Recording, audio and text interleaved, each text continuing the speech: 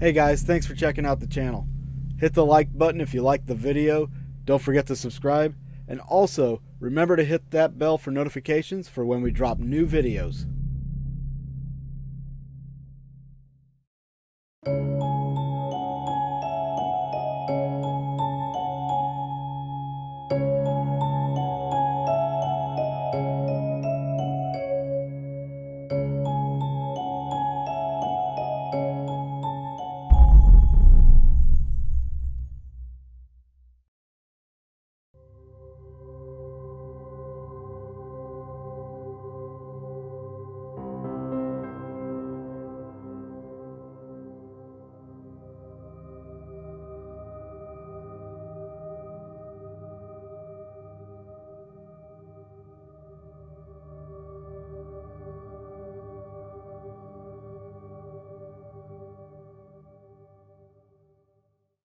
My name's Kathy Gotch, and I am the administrator of the Ray County Museum in Richmond, Missouri.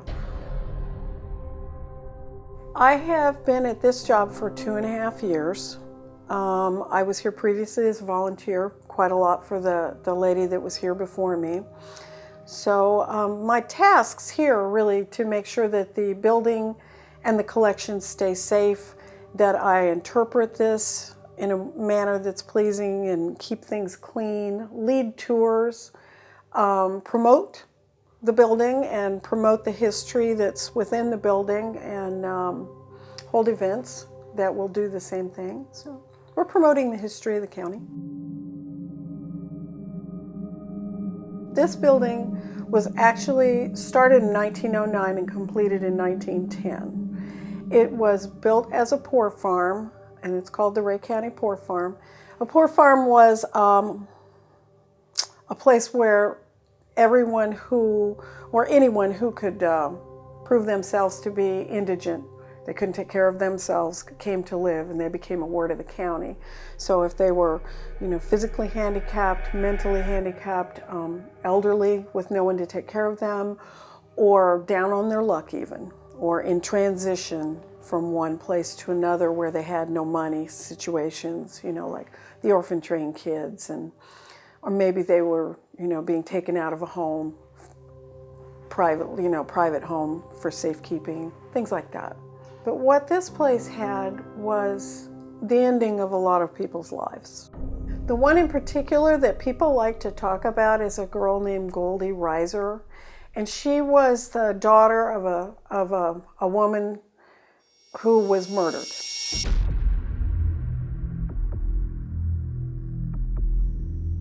It was, I believe, back in the late 1800s. They call it the Winter Nelson murders, and I don't know which one was which, but one was the husband to the lady and then his friend, and they decided they were going to kill their families. Well, they succeeded with the one family, and they killed the mother and 2 children. I think it was a 1-year-old and a 3-year-old, and then she also had an 8-year-old deaf-mute daughter named Goldie who was hiding. She was a deaf-mute and not able to communicate, what happened or anything. She witnessed this murder and hid from it. So she was the only survivor of the house. After that happened, they ended up taking him over to Lexington, Missouri. They caught him. They took him over to Lexington, Missouri. Lynch mob went over there and got him and said, no, they're going to hang for it. And they did. They hung on this side of the river. And it was just like within days after the murders. She came to live here as a young woman when it opened and lived here until she died in 1940.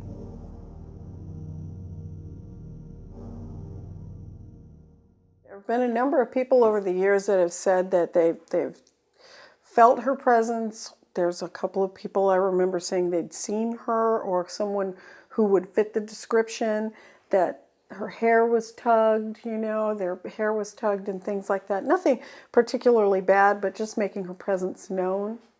I've heard about this place since I was a kid, about the stories and how it's always been haunted. I've actually started investigating here probably about 6 years ago is when I came into the building to actually investigate. I'm a very skeptical person, even being in this field, so I always try to figure out the science behind it.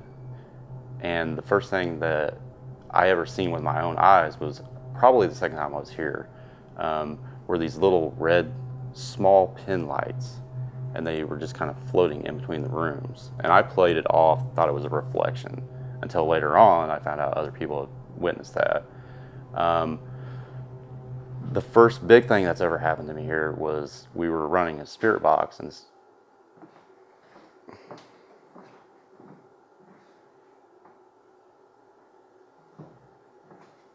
I thought somebody was going upstairs, we were going to the room. All right. so after the little red lights, the biggest thing I seen was, or heard, we were running the spirit box, which is very loud. We were in the Civil War room, and I thought, well, we all thought there's two other guys with me, and we heard loud footsteps over the spirit box coming down the hall, and I thought it was my cousin who was downstairs.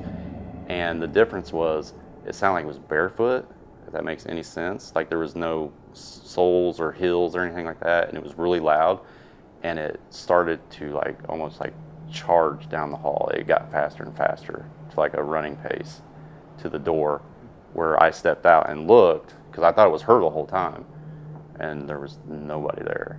And it was over a spirit box, which is pretty loud. So, and you could feel it on the floor too.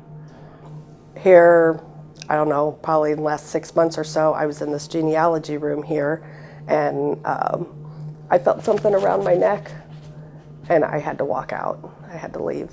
And then once I was outside, I was fine. Then I came back. I've been touched numerous times. I've had my hair pulled, not an aggressive pull, just a little, you know, like, hey, I'm here type thing. I mean, I could go on and on, seriously. Most of the people that came here, though the intention of the building and the people who started it was a good one, to offer a better way of caring for people, a safe haven, and a place for people to come when they were down on their luck. People who came here were down on their luck for one reason or another. And so, you know, there was a lot of unhappiness, misery, physical pain, emotional pain, and people died here. There was a number of deaths here. And how did they deal with those deaths, do you know? We don't have the records for how they dealt with these deaths. There is a cemetery in the back. So I do know that in the conference, what we call our conference room now, was the chapel when it was built. And they did hold funerals in there, and people would be buried out back. It's said that there are people buried all around on all the grounds. You know, I'm not too positive that's a fact, but that's what's been said by some folks who would probably know too.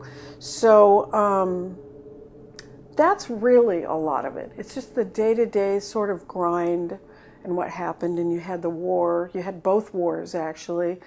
Well, 4 wars, you know, because starting with World War I and then to Korea, Vietnam, you know.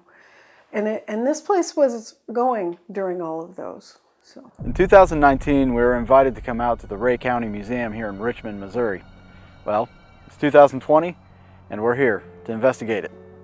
But tonight we have a special guest, Aaron Thompson from Ghost Crier. Right now, we're at the Ray County Museum in Richmond, Missouri, investigating the Ray County Museum in Richmond, Missouri, with claims of paranormal activity at the Ray County Museum in Richmond, Missouri. So right now we've got the ion cannon blast in this area. We've had it blasting for about 4 hours now, just putting off charged ions into the atmosphere. This is something we do every now and then that helps charge up everything. Hopefully we have more activity based off of this, and there it is. It's the most wide open spot in this whole place, so hopefully it flows through really good.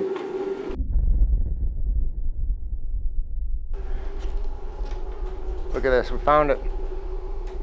4-state paranormal? How many states are you from? So it's your Civil War or Indian, make your choice. They're called Native American, John. What? Wow. Okay, that means we're in the Civil War room now. This is It's a sonic laser. beam, or a sonic distance device. It basically detects straight ahead It detects a 6, almost a 6-foot pole in front of it if something's coming close to it or moving away with a visual and audio cue. It's in practice right now. I've used it a few times. It's pretty awesome, but we'll see kind of what it does today. So You said proximity of 6 feet, right? yeah, and I'll even so. So as you go back, So about right here, so maybe a little more 6 feet, kind of. okay. And then when I go, That's more like when I about go 7 foot. yeah, that's a little longer. When I go forward, it goes red. So when things coming near, it's like stop.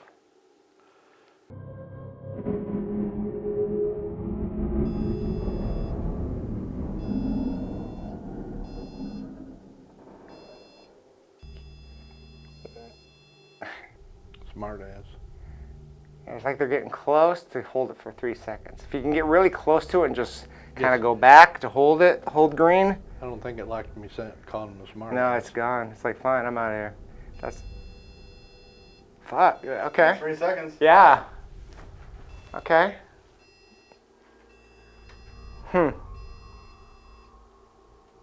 you like this toy? This new toy?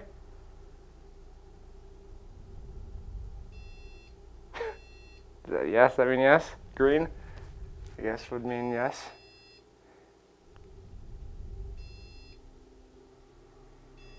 If you understand how this machine works, can you make it go red, green, red, green, red, green?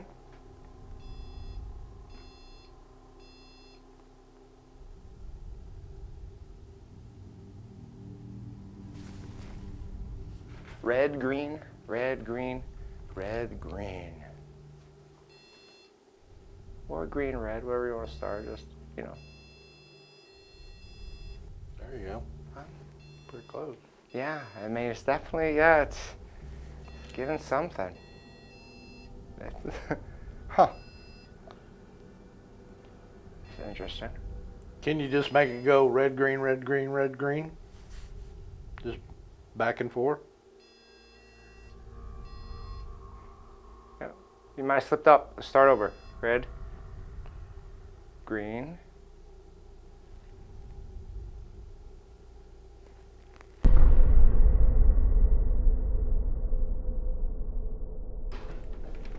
All right, so we're back in the artifact room, and I'm going to be using a new, it's been out for a little more than a year, called Dead Wave.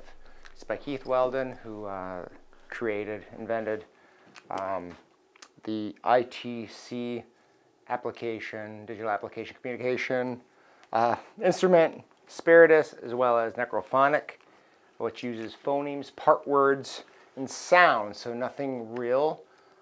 Tangible in the word database, so they're literally just sounds and noise, and the idea is a hope that the energy around can grip on to the loose waves and quantumly and utilize the noise to actually come through.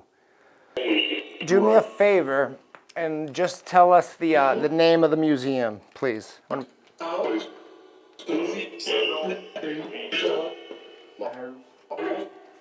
I thought I heard Ray count. Do you think so? Can you guys do me a favor? Can you say the name of the museum, but keep repeating it. Keep saying it until we catch it. I'll let you know when we catch it. See? Answer. It's a good answer. Yeah. Ray. Ray County? Okay, I'm sold. Ray? Yeah, we're good, guys. We heard you now. Good job. Now, can you let me know what your favorite pizza is?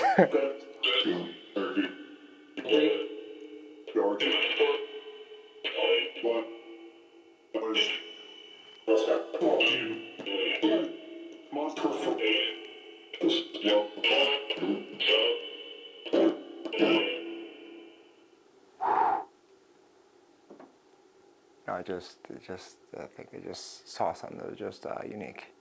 I don't know quite what it was. Again, probably my eyes, maybe eye drops. Where was it? Right by the ring. It was like Coffee.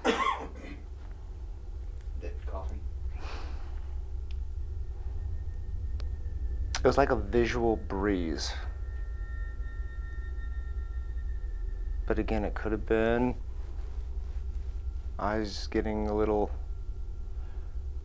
dry and the lights playing a little bit, but it did.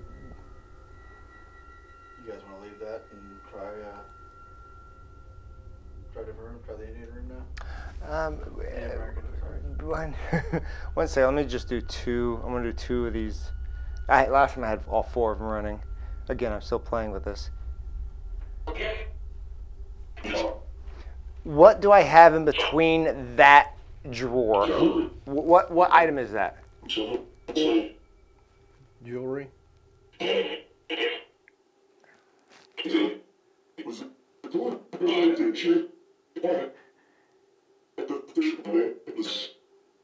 Definitely a single voice coming through. What piece of jewelry is that? Ring. It's a ring.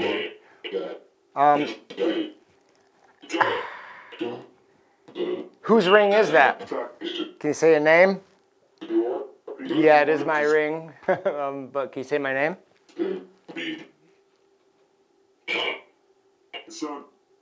Thompson? Yeah. Yep. You hear it? Yeah. Was that? I thought that was you. No, that was the thing. Oh, okay. It said Dave heard me. That thing just said Dave heard me. Oh shit. Okay. I swear I thought that was you. It was a little different tone, but. Yeah, and it was like it was a balloon blowing up. Like, yeah. Who's running the camera right now? Can you say his name again? David. Yeah. Yes. Cool. Thank you.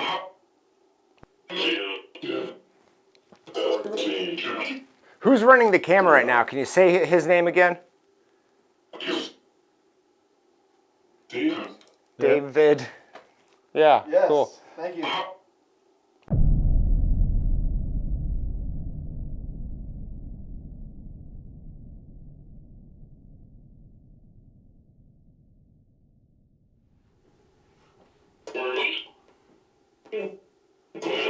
John, are you feeling anything?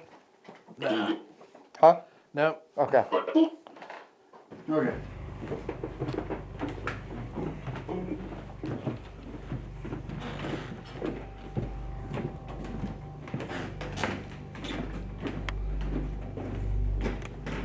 Hey, Yeah. is there anyone else up here? Like, no, there's not. Up there? No. Did you guys make a big pound on this side? Like a big pound on the side. Like, we just walked through. Like that? Nope. So Aaron has heard a big pound up here. He's checking out the source. Just collecting this device, and we're coming down. We're gonna go down. This to the was basement. going off though. Right? Yeah. That was going off when you were there? Yeah. Okay. And now we're going to the basement.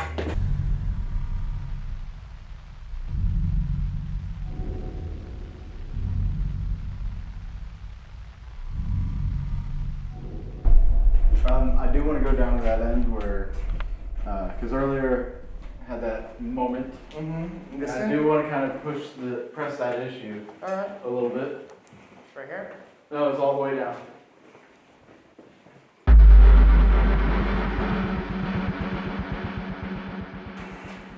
I'm gonna hit record on this. This is David. Aaron. John. Downstairs at the Ray County Museum in the basement. On the far south end, I guess this would be. So yeah, it was pitch black in here. And I was on the phone with Angel, a friend of ours that's a psychic medium and everything. I thought you were spiritual angel for a second. No. You guys want to go dark? Once you go dark. There you go. I was talking to Angel on the phone through video call and everything, and I was kind of walking around with her, and I got to this point, and she had brought up a subject, fairly sensitive subject, and when she did, right over here, like you can see like a window light coming through this doorway. Behind me?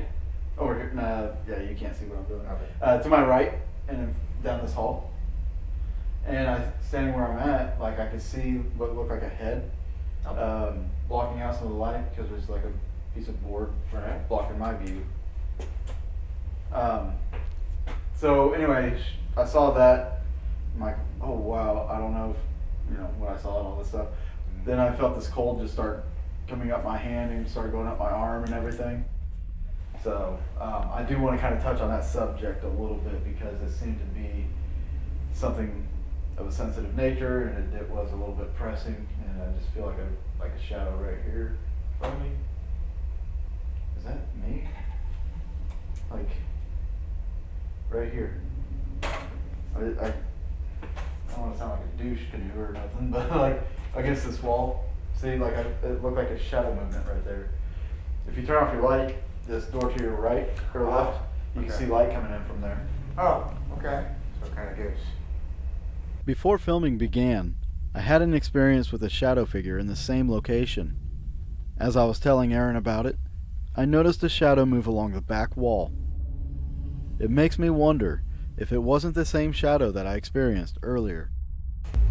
So if there's anybody who could hear my voice, I don't want you to be alarmed. Don't be scared. I'm not a ghost. I'm not here to hurt you. None of us are here to hurt you. We just want to talk to you and find out some information. If there's somebody that hangs in this area, that stays in this area, can you come to my voice?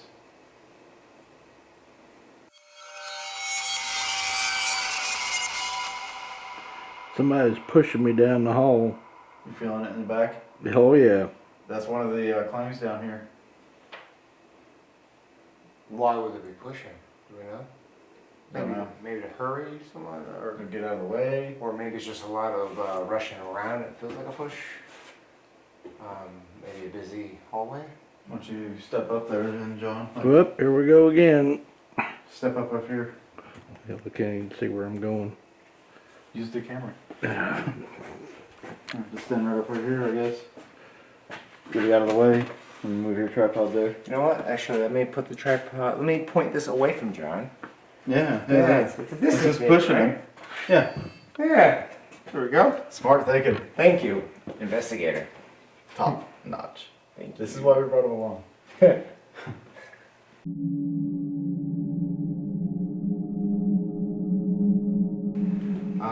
But yeah, I'm gonna take away my visuals and my audio and just kind of spit out what I feel I hear.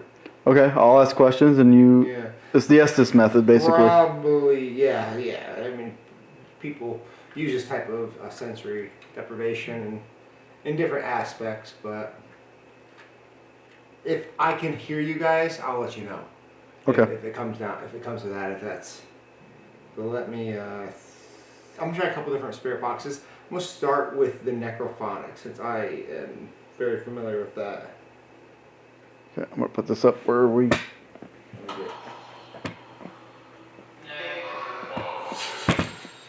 don't have it in my ear, so let me fix that.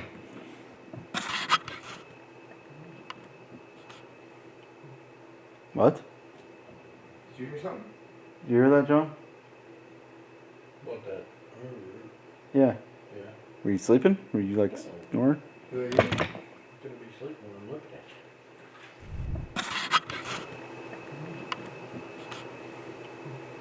What?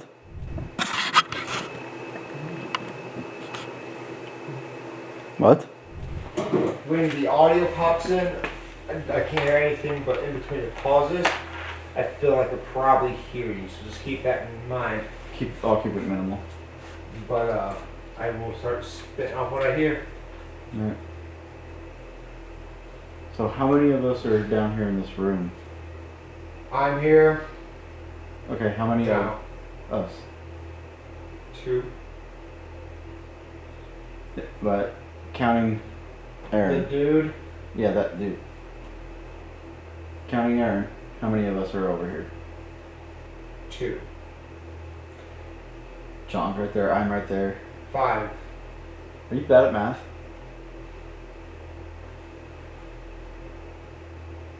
This is a trick. Yes. Please. Will you have a seat with me? Next to me?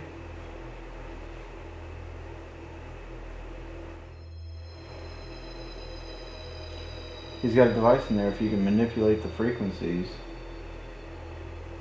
he's relaying the messages that he hears.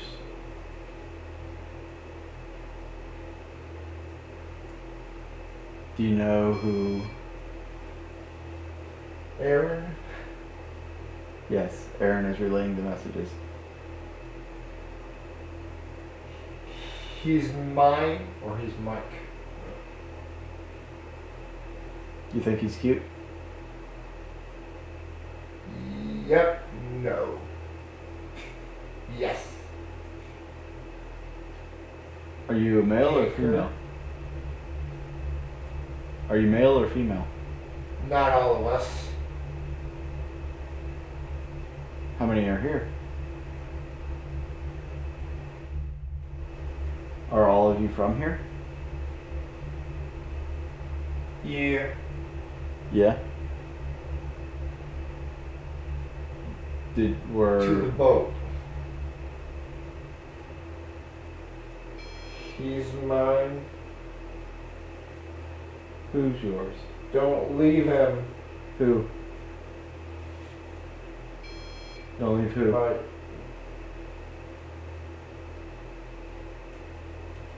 no.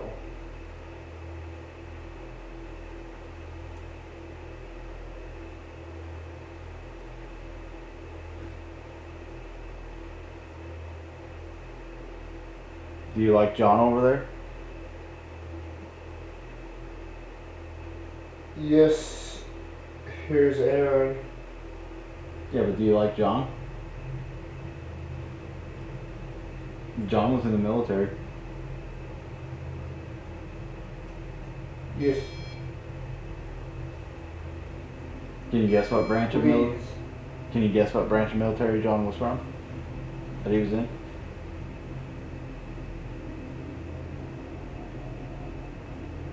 Air Force.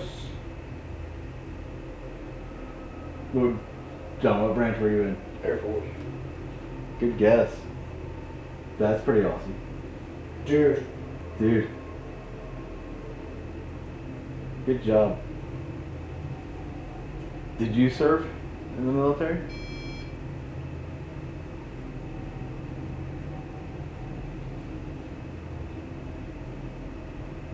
Did anybody serve in the military here besides John?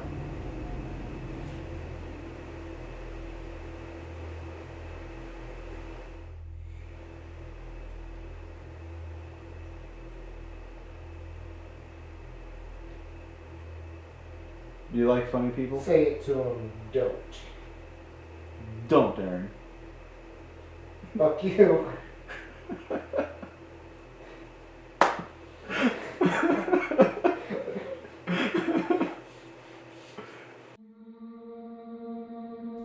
Time flew by during our investigation, and we didn't get to do everything that we had wanted to do.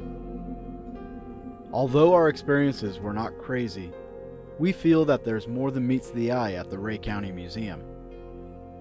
The artifacts and history have many stories to tell, so our return is a must. We want to thank everyone at the museum, as well as our friend Aaron, for joining us in exploring the Ray County Museum's haunting history.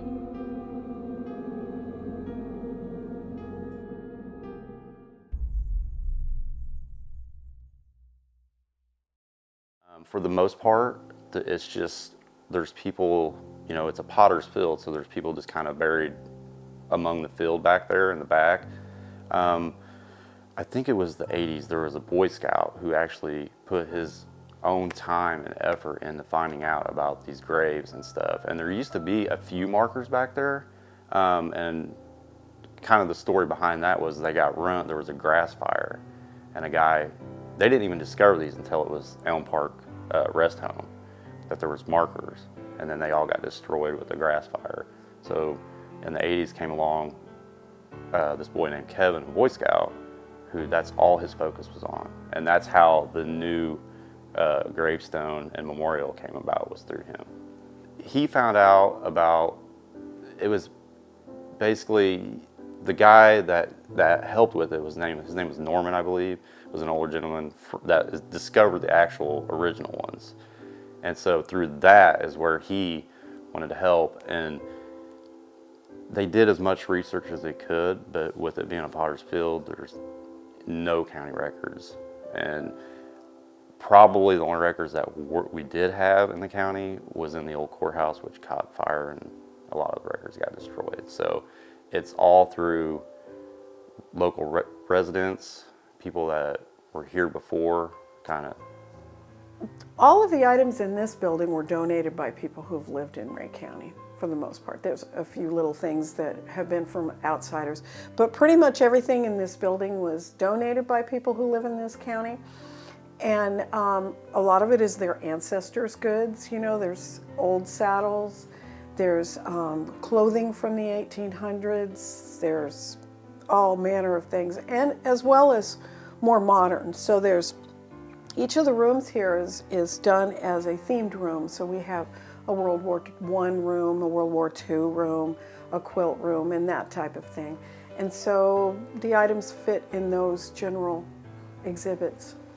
I think paranormal teams that work with historical societies and sites is an amazing thing, as long as they're doing it for the right reason and not actually putting themselves above that place. Because I've seen it, and it breaks my heart, but it happens. It's just their way to get in the door. But I know the ones that really mean it, and that means more to us than anything.